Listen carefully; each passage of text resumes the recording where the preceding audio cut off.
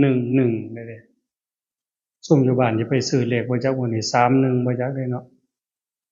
วันที่1ด้วยขึ้น1ค่ำด้วยเดือน11ด้วยเอ้ยพูดถึงวันก่อนนี่เนาะอาจารย์เสถียรว่าเพื่อนกันบ่นี่เนาะโอ้ยอยากซื้อเลขเพิ่นว่าอาจารย์เขียนให้แหน่เพิ่นว่าบ่เขียนแล้ว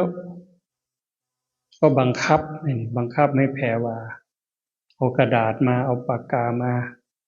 ให้อาจารย์เขียนบ่เขียนแล้วบ่ยอมก็เอาแพรว่าเขียนโลดอยากเขียนหยังก็เขียนมันก็ยังให้แพรว่านี่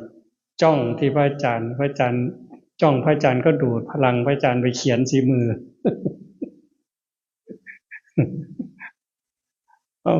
สุดท้ายก็ยื่นมาให้พระอาจารย์ไม่ได้เปิดดูหรอกมันไม่มีทางออกก็เลยว่าอ้าวเทพบุตรเทวดาเด้อเป็นพยานอันมีบุญเก่าได้สร้างได้ทำมาแต่อดีตชาติเคยซอยเหลือคนในข้าวทุกข์ยากลำบาก